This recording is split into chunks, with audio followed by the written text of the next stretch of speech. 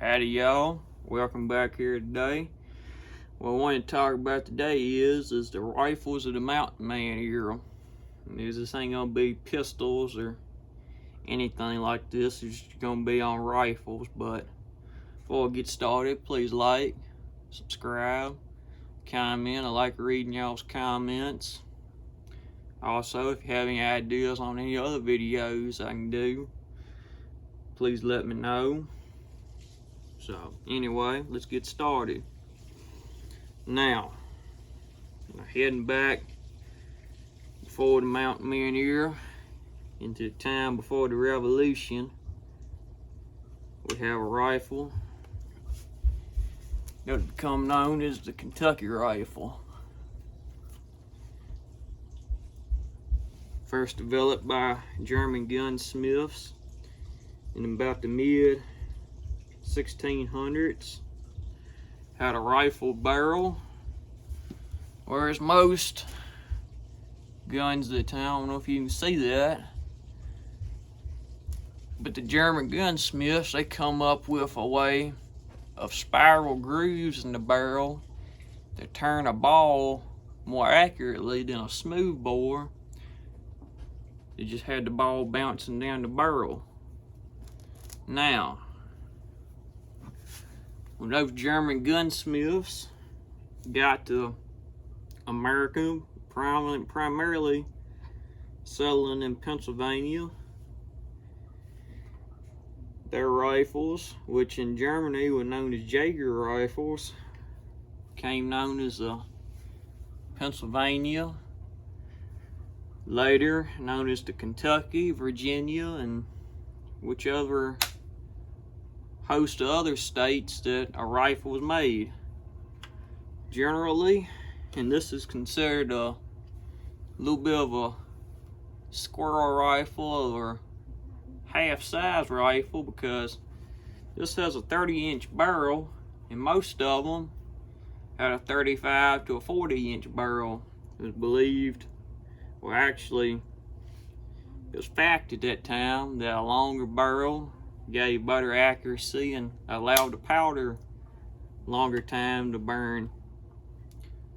These were generally made in about 35 to 40 caliber, even though at that time buffalo and elk were still present in the mountains of the east.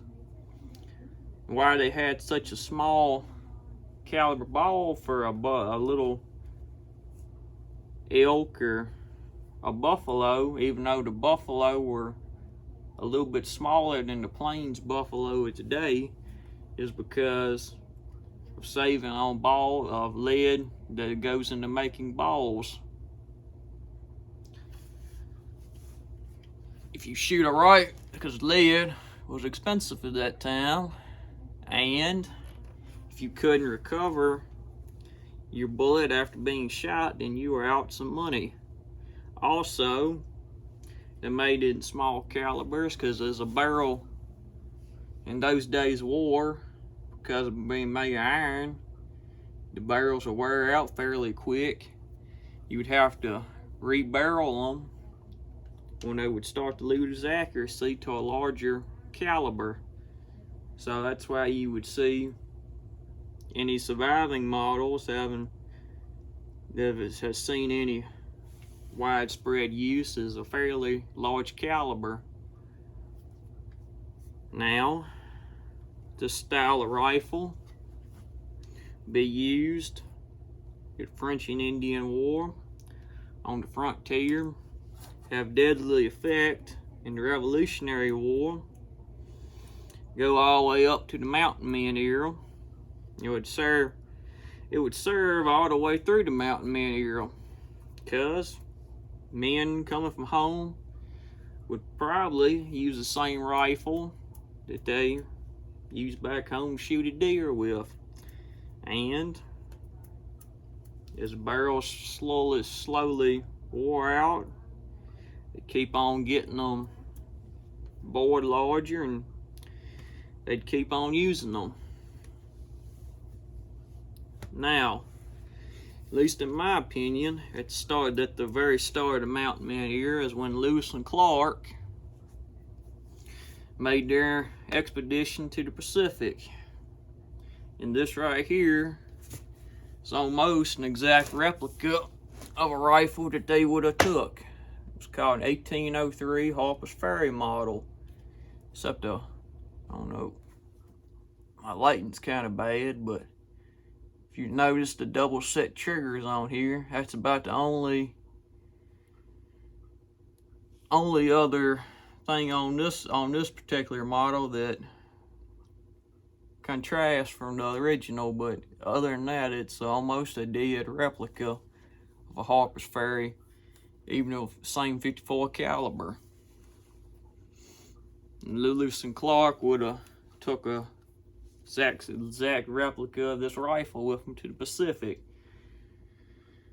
And why I would say that Lewis and Clark was the beginning of the Mountain Man era, while they were going to the Pacific, they allowed their men to trap beaver and fur on the way. And John Colter, who would gain fame a couple years later, and I will go into his story, he didn't even make it back to St. Louis. He went back into the mountains and started trapping again.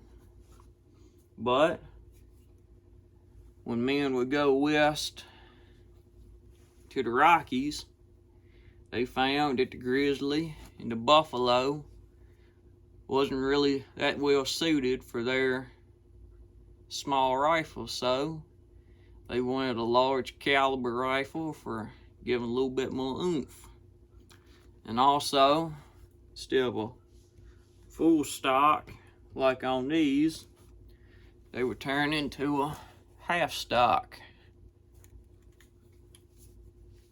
model, although full stocks would be seen all the way through. Now, in 1808, a Scottish minister named Forsyth came up with a revolutionary design. He got tired of the ducks he was shooting at always running when the flintlock would go off and give them time to fly away. So he came up with the predecessor to the percussion cap. Well, it wouldn't be until 1822 when the patents expired that it come over to the United States and it became the copper percussion cap. Now, the Hawken brothers, which the name come from the name of the Hawken rifle, they got in St. Louis about 1815. They were making guns and outfitting the trapping brigades going out west, but people assume that every mountain man carried a Hawken rifle, and that would be incorrect. They only made about 20 guns a year. And it wasn't until 1823 that William Ashley, on his expedition, would actually acquire one of the earliest Hawken rifles on record. And in my opinion, and from doing research, it's kind of murky, but the percussion cap wouldn't really see widespread use in the mountains to the early 1830s, and still even then until the 1840s, when the fur trade pretty much collapsed. People were still using flintlocks. Flintlock, pick a rock up off the ground that throws a nice spark, and you can use it for your ignition system as long as you have bullets and powder. This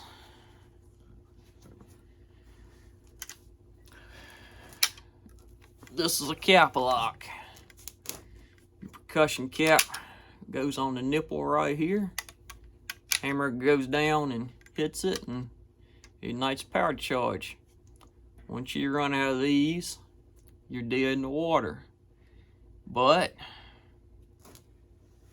as I said earlier, as every rifle that the mountain man used wasn't a Hawk made by the Hawking brothers in the 1830s to 1840s. This is what the mountain man pretty much transitioned to, and everybody going to the gold fields and coming across on the Santa Fe and Oregon trails would have started carrying. This is a 25-inch barrel rifle. Balances really well. Has a cap lock. Now, the mountain men, they would prize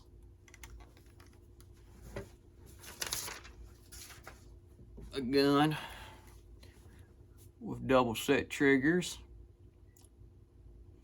for greater accuracy. The one in back is your set trigger.